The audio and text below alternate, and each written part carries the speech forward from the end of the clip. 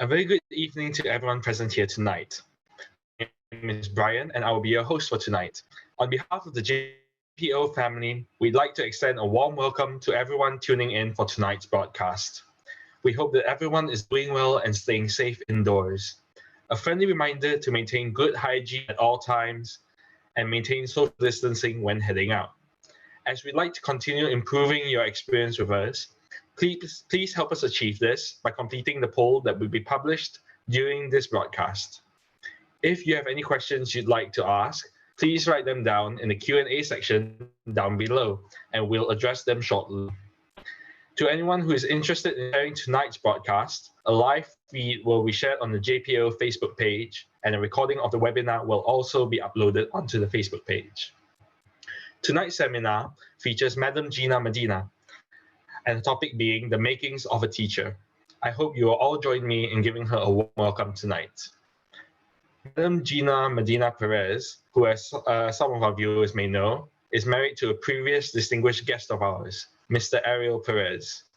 She holds the position as a soloist for multiple orchestras in the Philippines and actively participates in events involving both chamber and orchestral music. During her student years, she held the position as the concert master for the Asian Youth Orchestra under the Sergui Commissioner. She has also held the position of concert master with the Bamboo Organ International Festival Orchestra, as well as the Manila Symphony Orchestra. In addition to being a founding member of the PREDIS Chamber Orchestra, or otherwise known as the Philippine Research for Developing Instrumental Soloists, she had also served as its conductor. Aside from her domestic performances, however, Madam Gina has also represented her country in several international events organized throughout Asia, America, and Europe, and continues to do so as a freelance musician.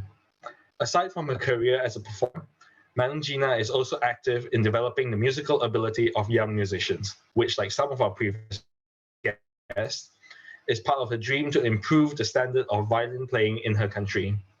She currently serves as the coordinator for the Symphonic Instrumental Department at the UST Conservatory of Music, where she handles the string, brass, woodwind, and percussion departments. Aside from this, she also teaches at the Philippine High School for the Arts and St. Paul University, Manila Graduate Studies, where her students have won competitions and represented the country in festivals and workshops abroad, all thanks to her dedication as a mentor. She recently trained as a Suzuki teacher and actively participates in outreach violin lessons as well as master classes. So without further ado, once again, a very good evening to you, Madam Gina, and welcome to tonight's broadcast. Thank you for joining us tonight. As our JPO family attend, Good evening, Brian. Good evening. So as our JPO family attendees are mostly students ranging from primary school to college, their parents and their teachers, the sharing of knowledge and advice you have for all of us tonight is invaluable and greatly appreciated. To start this interview off, what can you tell us about the video that we were just listening to? Oh, the video that you just listened to reflect the musical activities that I do.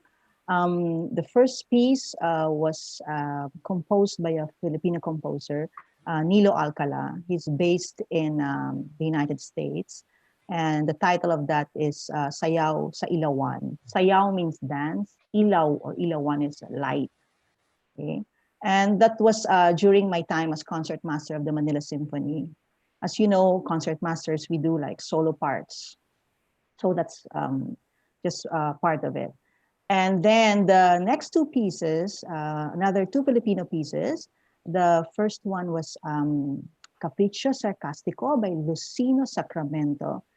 And the next one was Sonata for violin and piano by national artist Nicanor Abelardo.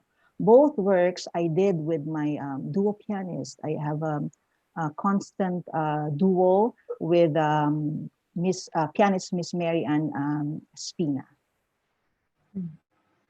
All right. Thank you for your insight to the videos. So our first question for tonight is, how did you become a teacher? Okay, how did I become a teacher? So Initially, I had no interest in teaching. In fact, all I did was all my activities were like for training to be a performer, training to be a violinist, chamber musician, and a soloist, and an orchestra player. So everything that I ever do was either um, practice, perform, or study. So that's practically my activities as a musician. It was my sister. Her name is Moni Medina Hara, who introduced me to teaching. Now, my sister is a fabulous teacher. She's the type that starts early in the morning, ends at 6 without any lunch break. And then when she goes home, she teaches until 10 or 11 in the evening. So she's very dedicated. So I saw that. And then I said to myself, oh, I don't like to be like that.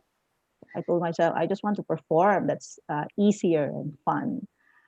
But she invited me to teach in a Christian evangelical church. The church was starting a program, a string program, and they needed teachers. And I was not really interested. But then my sister told me, the kids are very cute. Said the kids have fat cheeks, and I really I like kids with fat cheeks. Uh, so I said, okay, maybe I'll try it. I'll just play with them. And the pay was good. I mean, the pay was good. So I said, okay, I'll have extra money. So it was just like a side thing that I did before. However, even if my heart was not right, there were really a lot of students and parents who requested that I teach them, their kids, or that I teach them. And I found it puzzling because I didn't have the heart for teaching. And I remember I used to decline maybe around 7 up to 13 students a week. And then I would just tell them, I'm sorry, I'm just so busy, I cannot teach you. Now, the change happened when after my studies in Hong Kong, my sister, who came from Japan, decided to get married, and she told me that I'm going to migrate to Japan, and she had like tons of students, and she couldn't entrust it to just anybody. I felt sorry for her, and since my sister and I were really like best friends, out of my love for her, not love for teaching, but love for her, I said, okay, I'll handle your students for a while. Because at the time, as I got a job in Hong Kong Sinfonietta, and as I was waiting for the papers to be processed and then approved, well, it took a long time for the papers, and I got tired of waiting for the papers to be approved. So I decided, okay, I'll just stay for a while and teach violin. That's how it all started. Okay, that's a very interesting story. Thanks for sharing that with us. So our next question for the day is, what is your musical training? Like, where did you go to study music? Okay, my musical training. Um, it was my father who's really into music. He's not a musician though. He's a lawyer, and my mother is a teacher. So I don't really have a solid musical background in terms of family. Uh, but my father was very, very persistent. And when he saw that my sister and I have talent for music, he decided to look for a really good teacher. We used to, our initial musical training is just in the province of Batangas, in Taal, Batangas. Do you remember the volcanic eruption here in the Philippines? Just in January 12, a volcano erupted. It's Taal volcano. Now, my town is about 17 kilometers from that. So that's where I live. So it's a bit far from Manila. It's about 3 hours from Manila. So when my father realized that we really love the violin, um, he made sure that we get lessons every week in Manila. So we had to travel by bus for about 3 or 3.5 hours. And my lesson was at 7 o'clock in the morning. So it was very, very early. So my parents were very dedicated. They were really, and my father was very strict. You know, my father has a motto. He said in Filipino, obligasyon muna bago diversyon. Obligation first.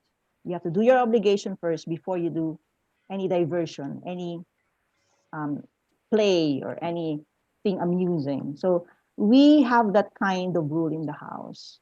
So the violin takes precedence over everything else. So we carry that kind of discipline. And I was fortunate to have parents who really sacrificed. And we were not rich. I didn't come from a rich family, but just from the middle class. But my father really made sure that he had a budget for our learning.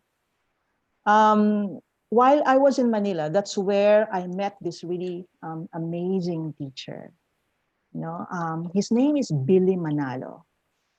Billy Manalo at the time just came from Hong Kong. He was the I believe, associate concertmaster in Hong Kong Philharmonic. And he was a student of Ivan Galamian in Juilliard. So he was really, really good. So I learned so much from him. That's Billy Manalo, the one in yellow. What I really learned from him is a sense of commitment. Um, he demands that you come on time, that you work hard, that you're prepared for lesson. He basically he basically took care of my foundation as a violinist and the technique. And there was a time he said that, the rule is you cannot be absent from lesson. That's like the major rule. And he said that if I tell you, you will only be absent if I tell you that there is no class. So if our lesson was Thursday, even if it falls on a holiday, you have to go and have lesson. And there was a time, it was Christmas, 25th, December 25, and it fell on our lesson day. We had, we didn't have to call. It was normal for us to just go and have lesson. That's the kind of commitment that he demanded. And not only that, there was a time that there was a coup d'etat in the Philippines, in Manila, and that was very, very close to his house. So it was very dangerous for us to go to his house for lesson. What he did was he found another house that's close to our house so that we could have lesson.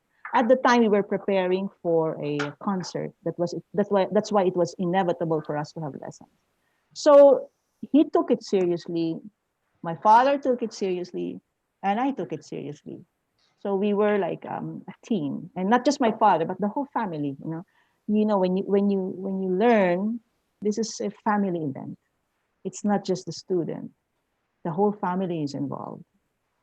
So after I graduated from Saint Scholastica's College, I got a scholarship in France to do to attend several master classes.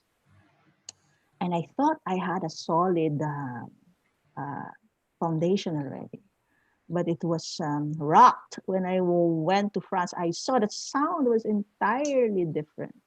Not that my sound was bad. No, it was not bad. It was just so different. The sound in Europe is different. And it opened a new world for me. It changed my sense of aesthetics. And it broadened my perspective of what beauty is. So it was really an eye-opener for me. And I saw lots of wonderful, wonderful world-class musicians. I got to work, in master classes for a week or two with Dong Suk Kang, who is now an adjudicator, one of always part of the jury in the Queen Elizabeth, in all those prestigious competitions. And then I had lessons with Olivier Charlier, one of their best violinists in France. And I got to work also with the Amadeus Quartet. So it was an amazing training. It was just for 3 months, but it changed the way I think as a musician. It it made me challenge my musicianship. Right after my France, I got a scholarship to Hong Kong Academy for Performing Arts, and the interval was just a week. So I was very tired, and then I went to Hong Kong. I loved the musical training in Hong Kong. It was a bit edgy, competitive. There were lots of chamber music. I watched a lot of concerts. That's where I saw a lot of really, really good musicians. So I was so inspired in Hong Kong. And that was the time I got in as a member of the Asian Youth Orchestra, where I became the concertmaster. It was hard to be concertmaster. Also because I was not too prepared. In my opinion, I was not too prepared. Had I known that I will be concertmaster, I would have really practiced like so much. And it was my first time to be concertmaster. So it was a total shock for me. But I embraced it. And I wanted to, my sister wished for me to be the concertmaster, and also my father. So it was like a gift to them. Although it was really, really very challenging. On a side note, my husband and my sister also joined the AYO, the very first AYO. So we're all AYO alumni. So. Anyway, the very last school that I attended was in the United States, where I took my master's. But the interval between my professional diploma in Hong Kong and my master's is a long time, about more or less 10 years, more or less. I was already in my 30s when I took my master's. I got so preoccupied with teaching that it was late already when I decided but like I said, I need to take my master's. But I'm glad I did. And I'm glad I took it at the San Francisco State University, because I met some amazing teachers. I met the Alexander String Quartet. It was a different kind of learning in the United States. I met a really a wonderful teacher, which is Fred Lipsick, who gave me a different perspective on learning and different perspective on making music. One time I was having lessons with him, and then he noticed that I was a bit disturbed. At the time, I was, I had, I was preparing for my recital. I was preparing for my comprehensives. You know how it is with school, and I had a lot of things on my mind. I couldn't cope. And he told me, you have to stop a bit. Oh, that's my teacher, the one sitting down. That's Alexander Quartet. He told me, stop a little bit. And he said, uh, playing music is just like, having an instrument. When when the instrument is broken, you cannot play, he said. The same way, if you are broken, it will be hard for you to accomplish something. So it struck me that knowledge of the idea of taking care of yourself, because initially in my training as a violinist, all I did was really just pursue excellence, just work hard, even if your back hurts, even if you get stressed, you just do your best, give it your all, you know. But this teacher taught me to take care of myself. And that changed my way of thinking. And for me, that's why it's important, at least personally, studying abroad has taught me a lot. It's like um, coming from a familiar place and going to something very unfamiliar. And it gives you like a sense of uncertainty. And yet, like it's like you when you have music, you have a dissonance and then you have a resolution, right? When you have music, there's clashing and then there's the consonance, a nice resolve. So when I was studying abroad, it's always like dissonance, not in a negative way. It's just that you always have to work hard. You just always have to deliver. You always have to prove yourself. It was very, very challenging, but at the same time, it makes you discover who you are. You don't have your parents to give you moral support. My father used to, whenever I perform, my father would be there and he would always clap. And then he would always say, bravo.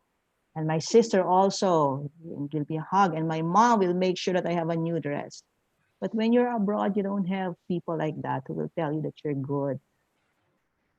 Sometimes it's just you. So it makes you stronger. It builds your character. And it makes you realize your strengths and your weaknesses, which I think is very important, not just in your journey as a musician, but in your journey as a person. All right. Thanks for that insight, Madam Gina. Yeah, it's very interesting to hear like you started off, like your whole story started off with having like a really good foundation regarding dedication, commitment, and then starting transition to like opening yourself up to new experience when traveling abroad. So yeah, it's a very interesting story to hear that. Thank you. You're welcome. So before we move on to the next question, I would just like to remind everyone that the Q&A section down below is open. So feel free to type down your questions. So yeah. So moving on to our next question for today. When did you realize that you want to be a teacher, and what's the reason for such a decision? Okay, I've been a teacher for already a long time, but that decision came um, when I look at students, it makes me smile, my students. But anyway, it came like many years after I took my master's. So I was already close to being 40 years old. I'm older now. So maybe I was 35 or 36, but I was really old already. I had so much experience in teaching. When I decided that, okay, this is really what I want to do. And prior to that, my students were already winning competitions, and my heart was still not into teaching. I was just teaching, and they happened to be able to grasp it, and I was happy. But it dawned on me actually that teaching is not just teaching violin, because I used to have a mindset that when I teach, they just really need to be excellent, and that when they teach, how they play is a representation of me. I used to have that kind of mindset. That's why I make sure that they play well. I make sure they have a good sound, because I would tell them, all my students have a certain sound. If you're my student, you have to have the sound. I used to have that kind of mindset. And then I realized that every student is different. I also realized that more than learning the violin, the person is more important than the instrument. So I began to see things differently. I used to get very, very frustrated, especially when I have a really good student who won competition and then later on they will not take music as a course. It used to break my heart. And now it doesn't break my heart anymore, because it's no longer about being a musician. It's really finding their path, finding where, I mean, as a teacher, I just have to guide them and to make sure that I bring out the best in them. So those are the things that have changed. And the more I get into this, the more I care for my students' life, not necessarily nosing around, not in that aspect, but the more I appreciate their lives, the more I teach better. The students suddenly they try to bring out the best, and it's very fulfilling. So when these things, when I realized this, I said, okay, this is the thing. This is what makes me fulfilled as a teacher. This is why I want to be a teacher. All right. Thank you for that. Thank you for that, Madam Gina. So, other than what you've just said regarding being more caring to the student, caring a lot about your students and such, to you, what are the essentials for being a teacher? Like, how would you describe a good teacher, and how would you describe a good student, as well?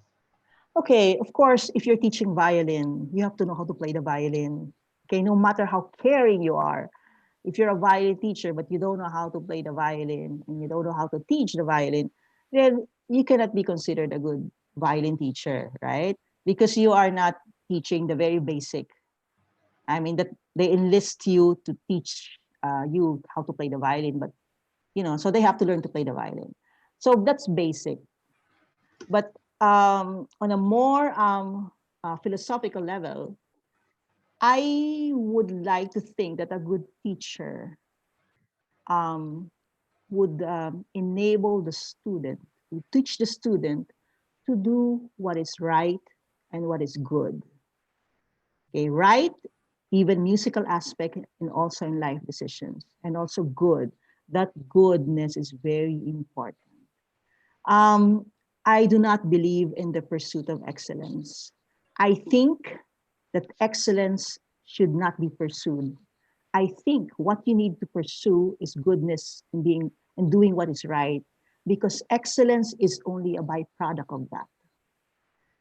And because if you always think of excellence, you'll get really tired, and your life will just be like a competition. Maybe not a competition with others, but a competition with yourself.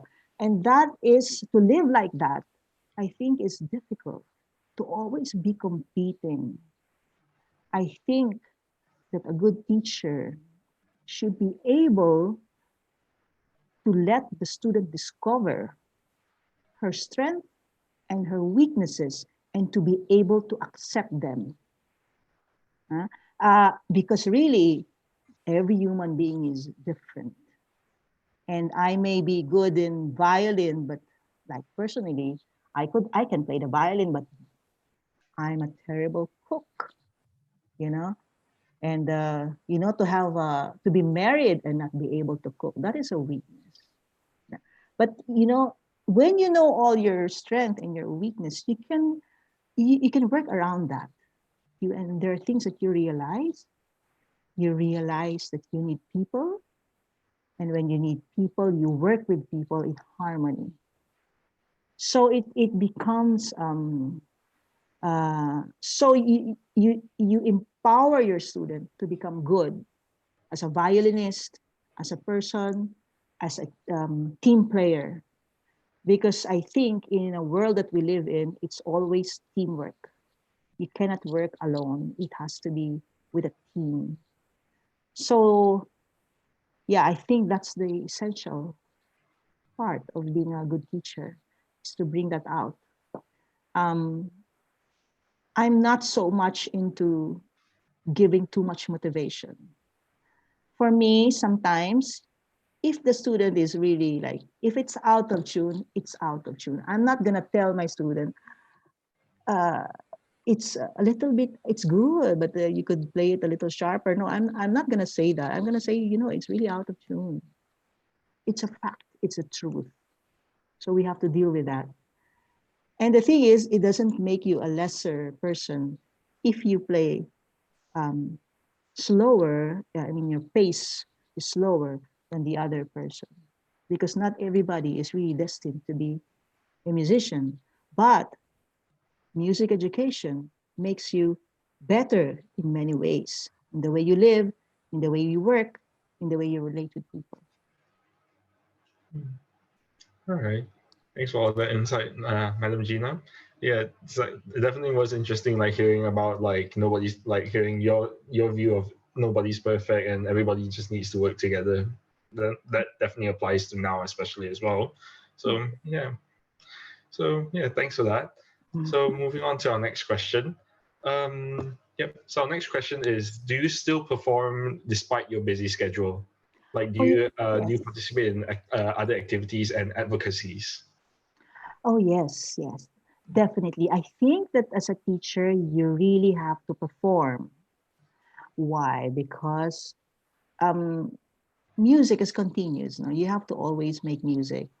And it's like eating. If you're a person, you always eat and you always breathe. If you're a musician, of course you want to play. So it's a norm. It's a natural thing to do.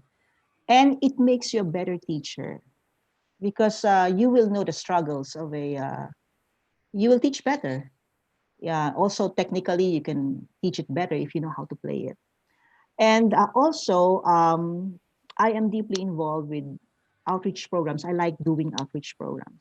When I say outreach programs, like you go to a certain place where they don't have that enough how would I say resources to be able to play. They don't have enough teachers. So usually, yeah, I like doing that. It's part of my advocacy because we all want our the standard of our music playing higher, right, in our respective countries and respective places. Another advocacy of mine that I still do, is my chamber music with my duo pianist Mary and Spina. I think it's important to be musically active. Even if we don't perform, we have like plans of what we need to do. Like we want to specialize in Filipino music for duo for piano and violin. And we did several recordings already. It's not in the market, but we did recordings. So it's a passion, you know. Uh, we like doing that. And also, as a coordinator, I handle several master classes for different instruments. Sometimes we hire, we invite, not hire, we invite musicians from different countries um, to do master classes for the university. That's part of my job, aside from teaching. That's it. All right. And that's very nice to hear from you, especially like the fact that you're kind of giving back to giving back to opportunities that kind of were the opposite of what you had, considering the fact that you had to travel very far to get lessons when you were young. Now you're going out of your way to provide the lessons to everyone else. So yeah, Yeah, that's very nice. That's a very nice thought. Thank you. you're welcome. So moving on to our next question. So what are the steps that you take in order to become a better teacher? Okay, learning, of course, never stops. We all know that. So in my case, I learn new repertoire. I have to learn new repertoire because I have to like broaden my repertoire so I could teach it, and it excites me musically. And then I take teacher training. I got involved with the Suzuki method because I believe in their philosophy. That every child can learn, um, and that it could be a tool to bring out good citizens. And they have this teacher training every time. And I am fortunate to be under a really good teacher trainer, which is Mr. Langku Chen. a Taiwanese violinist. And I attend seminars. Actually, right now, I'm trying, my technique it's already stable, but I'm trying out another way of playing just so, uh, I'm trying out without the shoulder pad. And I'm trying a different kind of balance on the bow because I know I could use that for my students. Some really, they don't want to use shoulder pad. So I continually upgrade so that I am equipped if my student needs something from me, something different. I could tell them this is how it should be done. Like if you go technical, let's say in the bow hold, before I was very particular that the bow hold should be or just the same as mine because how can I teach spiccato if I know the balance using my bow hold. But now that I have a new way of holding the bow, I understand it too. So if I see a student, already an advanced student who's having difficulty, I don't have to change his bow hold. I could adjust. So it's really it comes in handy. I have a different perspective now on teaching as well because of the training. Another thing that I do is I play in other orchestras because I retired already as concertmaster. But of course, sometimes you miss it. So when musicians from abroad invite me, especially if the conductors are really good, of course I readily say yes.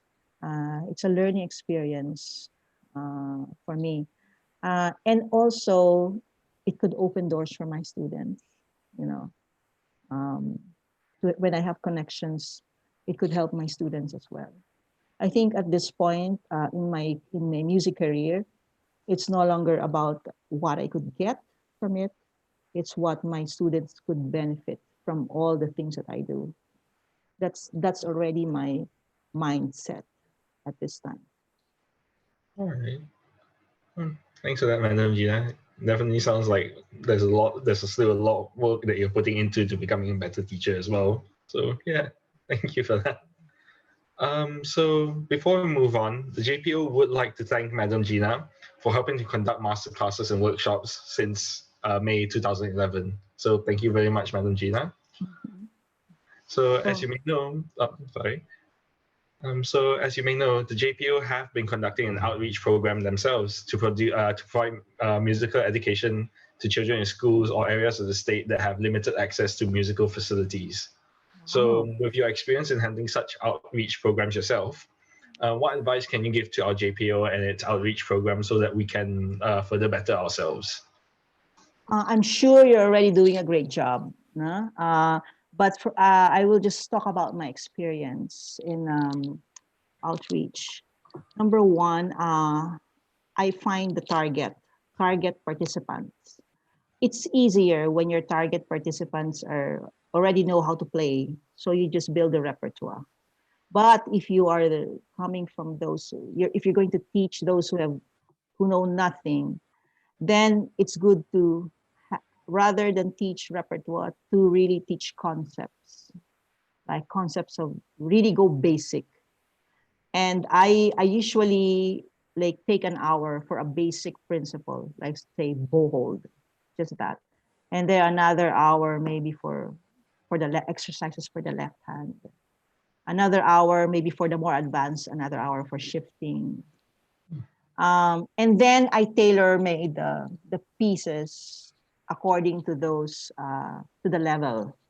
Like it depends also like how long is it, like 3 days. If it's 3 days, then really you have limited concepts. But the thing is, I'm not so much into quantity. I really want quality. And when I say quantity, is the scope. The scope doesn't have to be big. At the end of the workshop, they should be able to make a very good sound using a small bow. These are for beginners.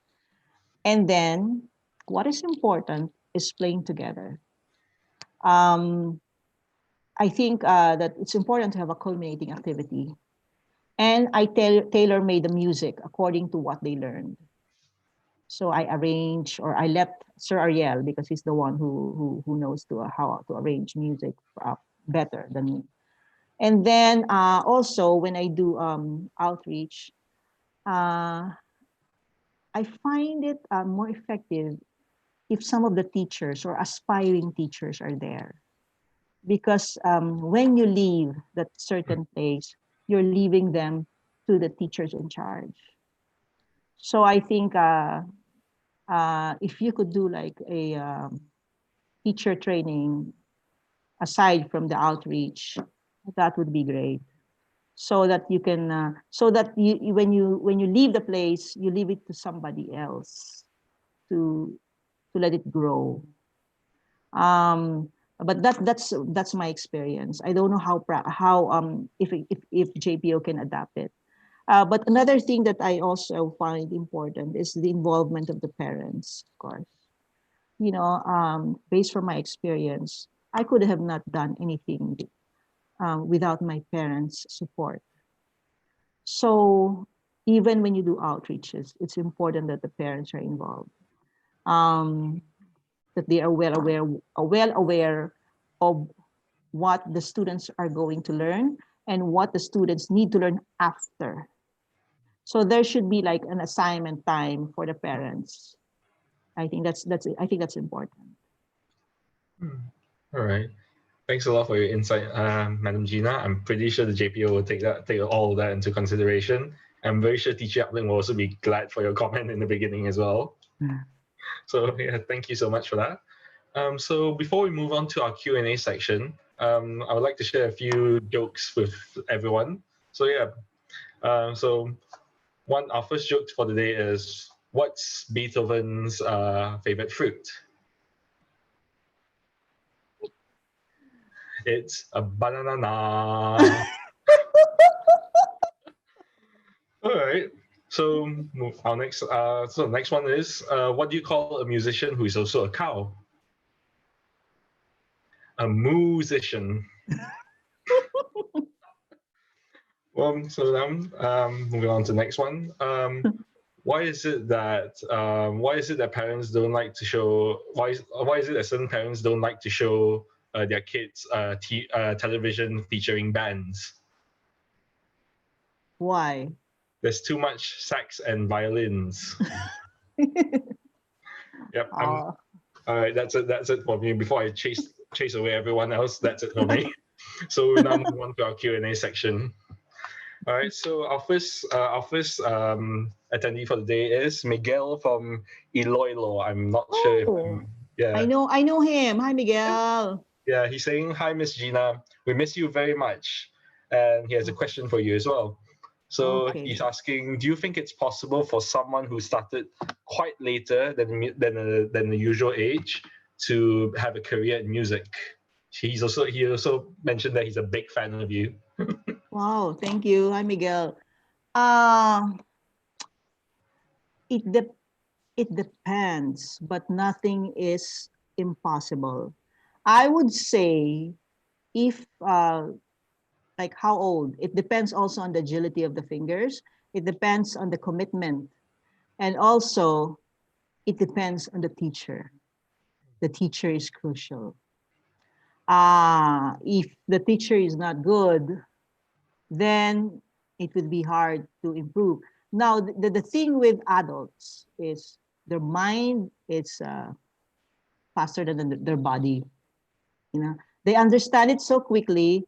They know the concept, but the body is like more stubborn. That's unlike with children. The children they do it by instinct. Sometimes they don't understand it, but they just do it. But the key here is to go very, very slow with the training.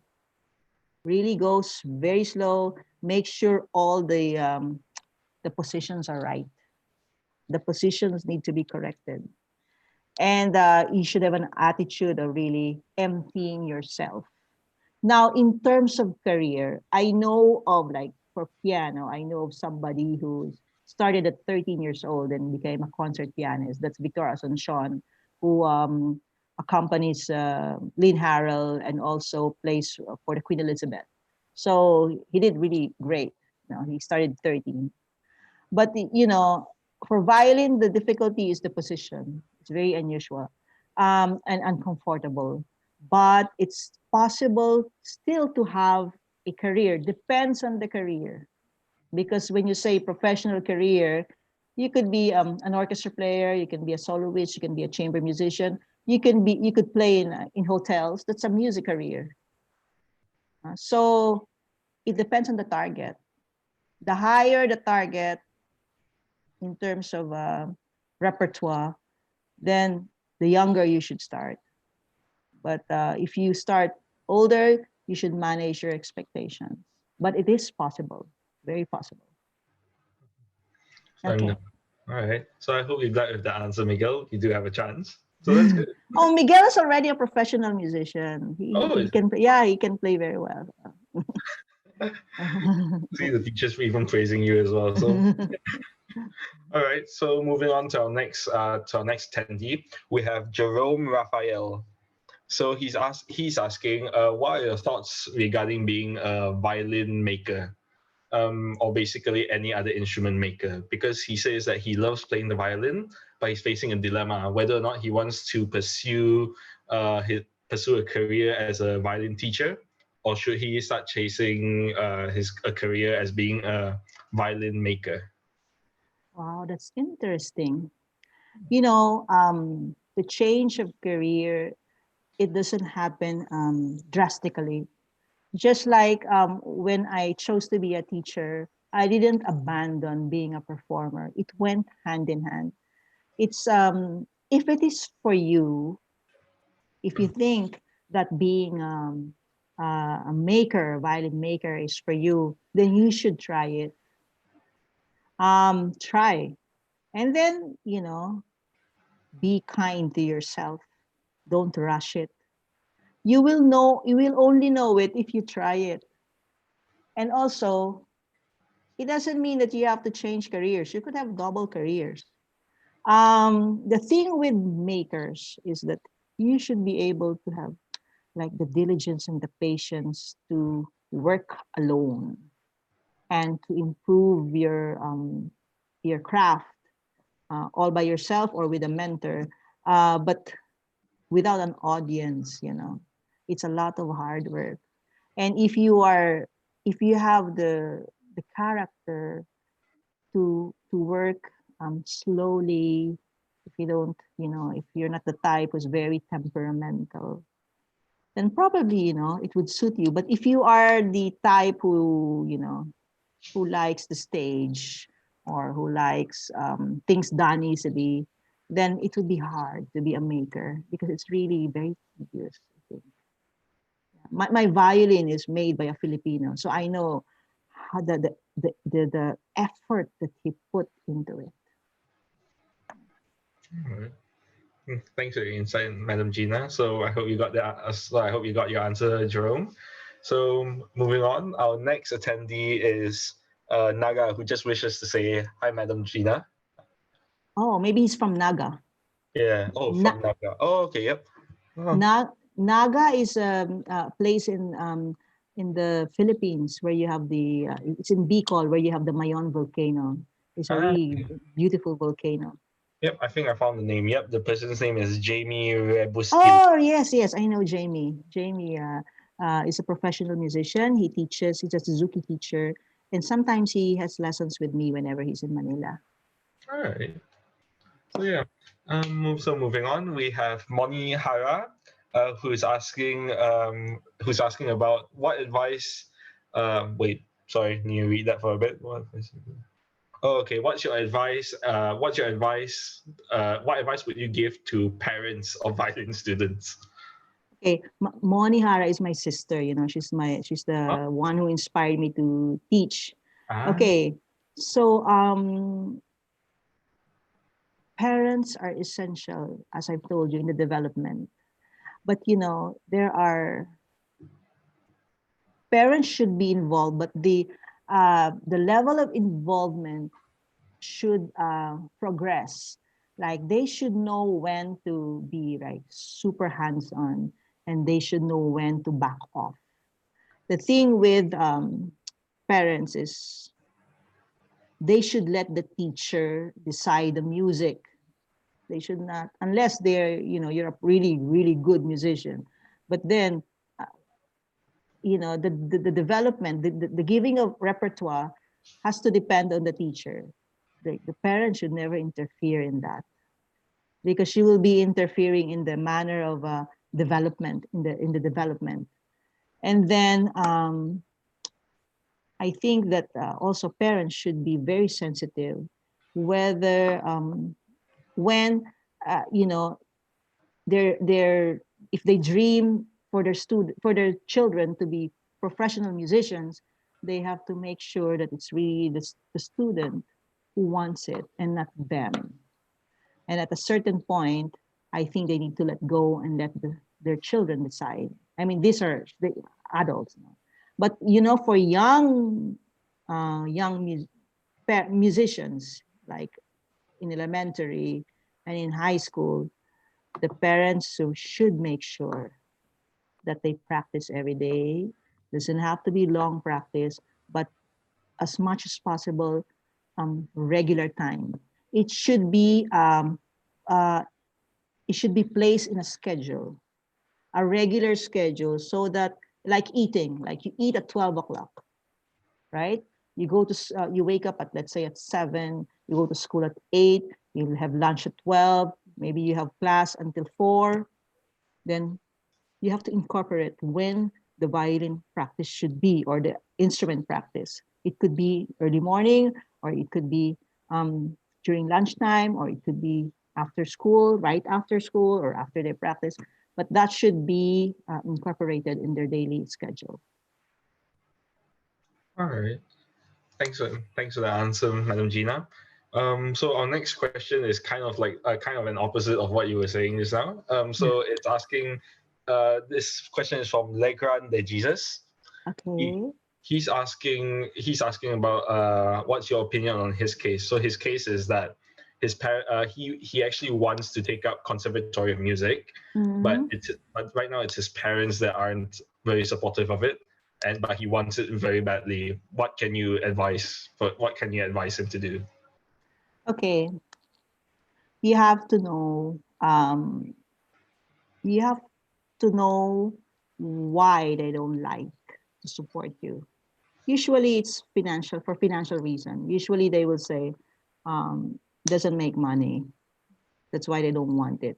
But that's actually not true. And you can prove your case by, showing, he telling them about people who earn a certain amount.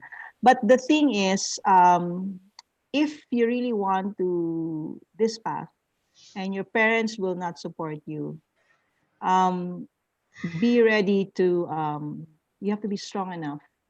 Number one, to find scholarship, because if your parents will not support, then you have to find scholarship. Then you get a second opinion also. You have to get an opinion of a professional. You have to ask the professional, um, do I really have a chance in this career?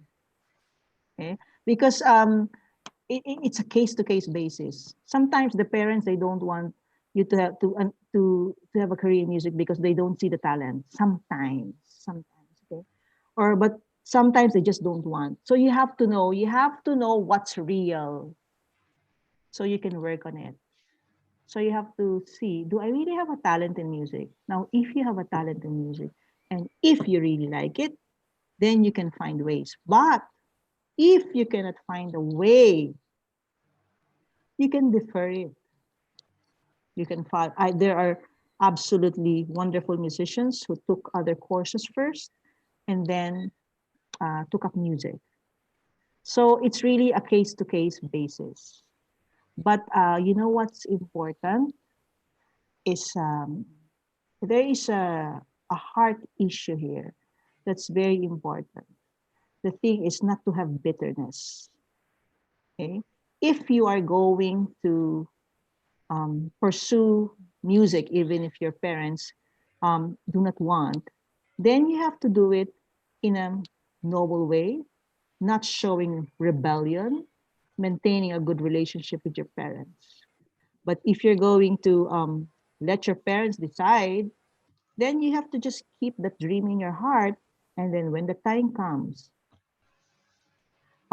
pursue it. But the thing is, you should not stop from learning, even if you are taking another course. Let's say you're taking accounting and you want to be a violinist, you can still take violin lessons while taking accounting.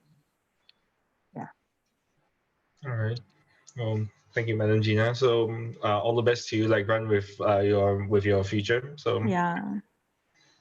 so moving on. So our next thing is, how long of practice will you recommend for a music student who is currently in the tertiary level?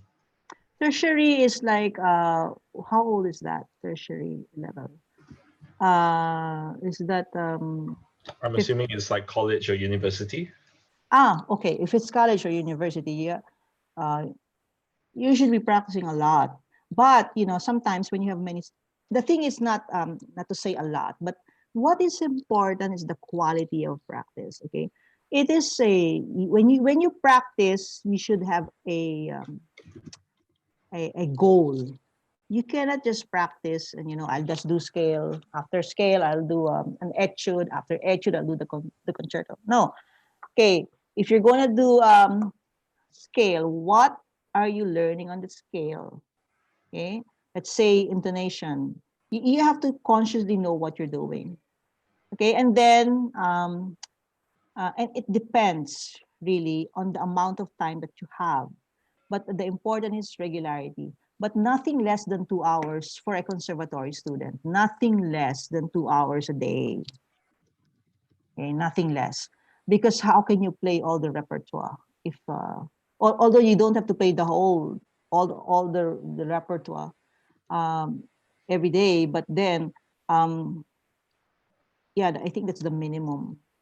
But the important thing is you have a goal for practicing technique, and that's just holding the violin. Okay, I mean practice with a violin. There's still practicing of like listening. You should have time also for listening, and aside from listening, you also should have time for reading the score or learning about the music, reading about the music, something like that. So if it's your life, you should spend more time on it. But careful practicing, because we don't like injuries. You have to think long term. So rest is also important. Usually your concentration is about 45 minutes. So after 45 minutes, you rest your brain and your mind. You drink water, and then you look at your practice schedule. Okay, what am I supposed to practice still? Okay, you work on that small thing. There's a portion. Okay, and then afterwards, okay, I already practiced for another 30 minutes. I'll look at another part or another piece of music. So, All right. Thanks for that, Madam Gina. I'm pretty sure there's a lot of us that will need that will definitely try to follow it, like your advice as much as we can. So, in that sense, so moving on to our next question. So it's also from Jamie Weber-Stilo. okay, yes, So Jamie. yeah, so now he's asking, how do you hold lessons now, especially during this ECQ lockdown? Okay, for my college students, I asked them to just send me a video of their performance, of their practice. Let's say I tell them, okay, I want to hear your Bach. Okay, so then they give me a video of the Bach, and then I give them feedback. Now, why is it like that? Why? Because they're college students. They're supposed to know already how to play the violin. So we only have to tackle about basic, a little technique and mostly musical. I want them to be independent. This is the time to be independent. The times calls for it. And then I want them to be out. I want it to be output based. I don't want to spoon feed.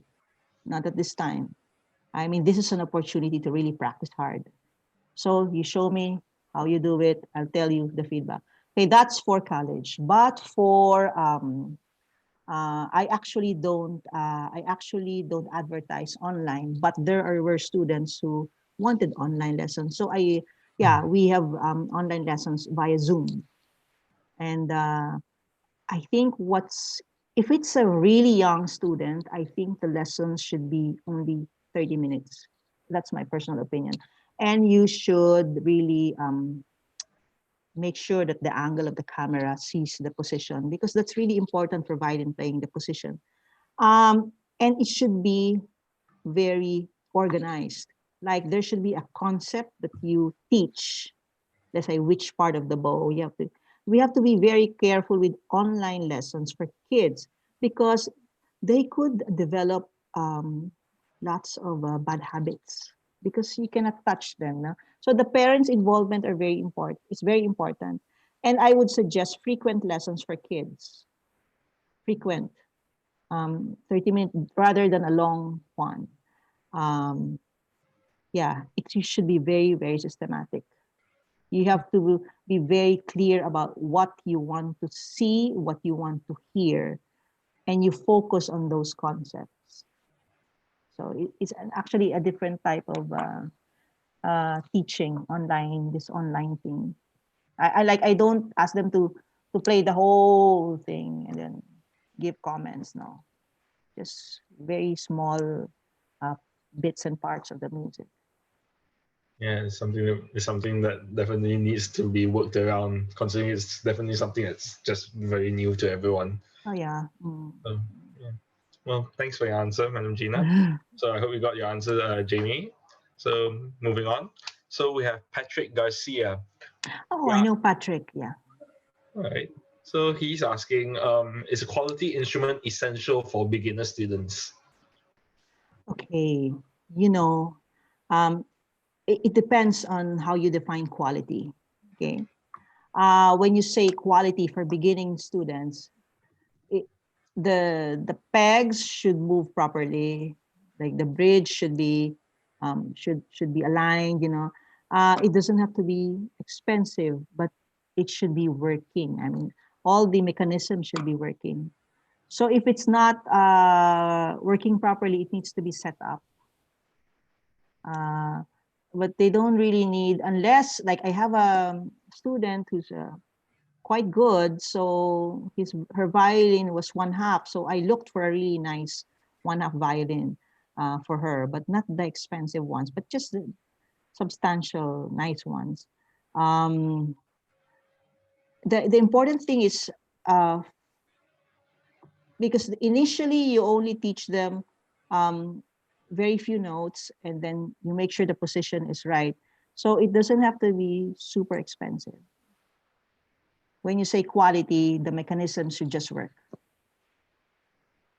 I think that you should invest on a good instrument when you are already a bit older.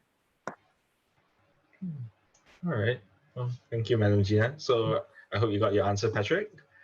So with that, we still have time for one more question. So, so anyone that's still typing out questions in the Q&A section, Madam Gina will answer you in writing later on. So without further ado, we'll ask. There's one more question from Legrand de Jesus. He would like to ask. Do you think it's wise to take up a music college course when he's in his 40s or 50s, considering his conditions, considering his situation? He's already in his 40s or 50s. It really depends, actually, on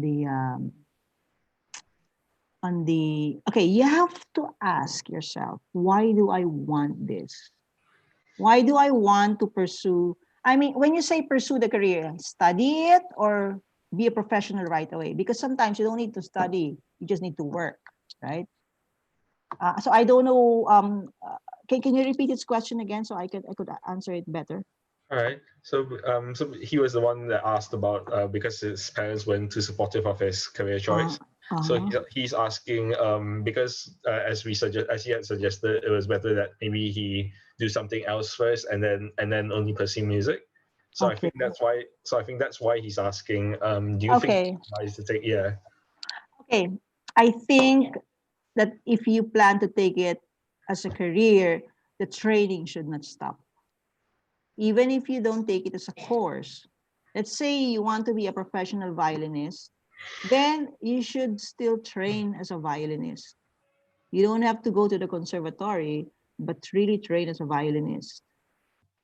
Get a good teacher, try to do recitals, and surround yourself with musicians so that like you don't have to wait to be 40. Like if you're 20, you don't have to wait for until you get to 40 years old before you become a musician. You could already be a musician now. You just don't have that degree, but you have the training. The important thing is to undergo the training. Right. Thanks for your answer, Madam Gina. So I hope you got your answer. So in that sense, I'm sorry everyone, we'll have to close off for tonight. It's getting quite late. So we would like to remind everyone that the JPO Family Program will be broadcasted every night until further notice. So join us tomorrow with our next guest, Madam Rebecca Burns from London. More details on this broadcast can be found on the JPO Facebook page.